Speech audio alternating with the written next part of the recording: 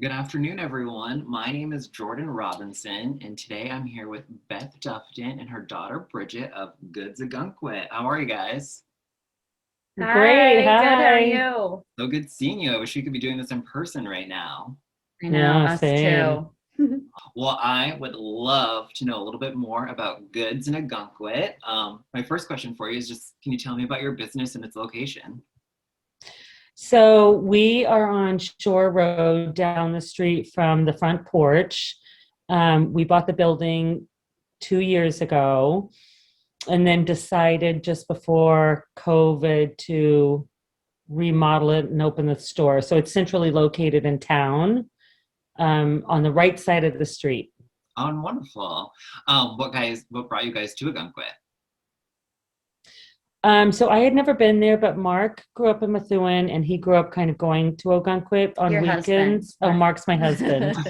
And so we decided to just take a weekend there with the kids and rented a house, I don't know, like 20 years ago. Long time, yeah. Right. And then I fell in love with it. I just felt like it was such quintessential New England, beautiful, the beach, just a great location. So we ended up buying a house up there and we Oh, used it for summers and weekends.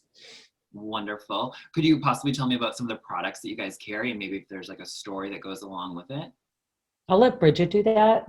Yeah, I think so. We have a lot of different products. What we mainly tried to do was find small businesses like ours, small female owned brands that had really cool things made locally or made in the US that we thought fit with our vibe of what we wanted the shop to be. So that was really important to us to find things that you don't see everywhere in New England that you maybe would see in California or different places. And we wanted to bring it to Ogunquit. Yeah.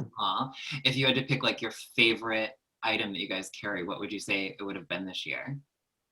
I know mine. I have two. Oh God, there's so many, but go ahead and let me think about that. My two are the vintage sweatshirts. I'm wearing it with the Ogunquit stitched in because they're just so soft and comfortable. Yeah. But the second is the sailcloth flags we had made, which were the vintage sailcloth flags that said OGT or Ogunquit or Maine. And they're made by hand by someone in California. And they're just beautiful. I love them.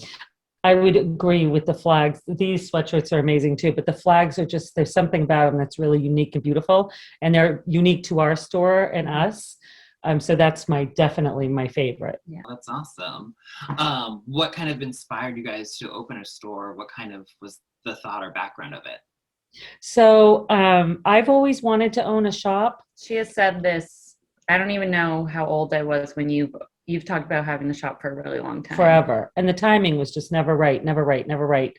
And then this opportunity just kept coming back to us with this building. So I kind of felt like the universe was talking to me and I needed to act. And I also knew that my daughters, Kayla and Bridget, are both really interested in design like me and really different products and materials. And so I knew that they would want to do this with me. So it just made for like a perfect storm Yeah, that's of awesome. beautifulness.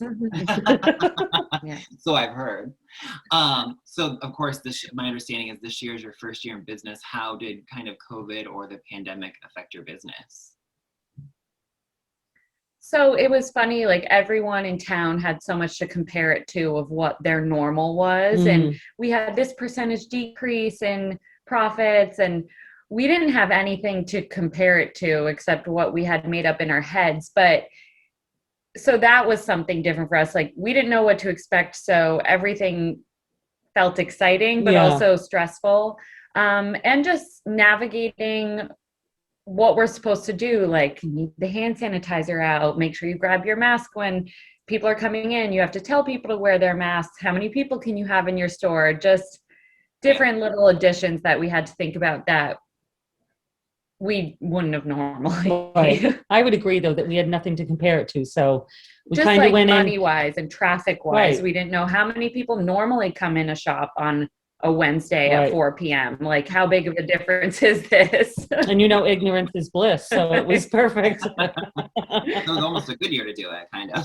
Yeah, no, it was actually. Because In a it's lot like of a ways, it stepping was a stone. blessing for us because we don't really know what we're doing. I don't think we would have had enough product if it had been Right. a non-COVID year. That's a good problem to have, though. Yeah. Can you tell me, I mean, I've definitely seen your Instagram before. Can you kind of guys tell me about like your social media, and also if there's any way people can buy stuff online or through there if they're not necessarily in town this summer, or kind of how to go about that? Yeah, so I love Instagram and I love putting pictures of our store and our products on our Instagram, and how our page looks is really important to me because how our store looks is so important to us. So I feel like our Instagram needs to reflect that. So Instagram is definitely the one we're biggest on. Yeah, Bridget's great at it. And we've been like diving into the world of a true web page, having stock. But what we've really been doing is anything people see on our page, if they love, I just say you can DM us on Instagram and we can ship something. We ship tons of stuff over the summer just by messaging on Instagram with people, and I would send them a link to check out, get their address, and they would get it a few days later. So it's really simple.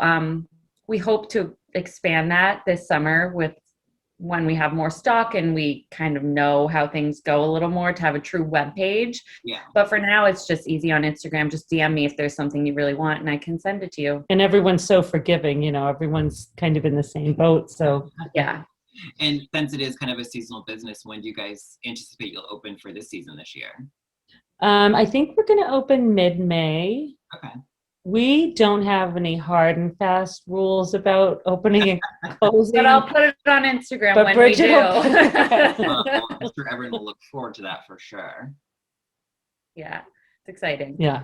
Well, awesome. It'll be a different year too, with different, like we learned a lot last year about the things that we sold, and kind of things have opened up more for us too. And we know a little bit more, so the products will be a little bit different. And Well, I think a big goal of yours was to make, and in our house, like if you see our house, it's ever changing. She just likes to switch things up. So it's like that with the store too, which makes for it to be fun to come back in, because it's not going to look the same as it did last year. Oh, that's awesome. So you have to go more than once to see everything. You kind of yeah, for sure. Well, I really thank you guys so much for sharing your business with us today. Jordan, thank you so much for having us. I'm so excited. Yeah, us too. That was fun. Well, we hope to see you in the spring. All Yes, right. we will.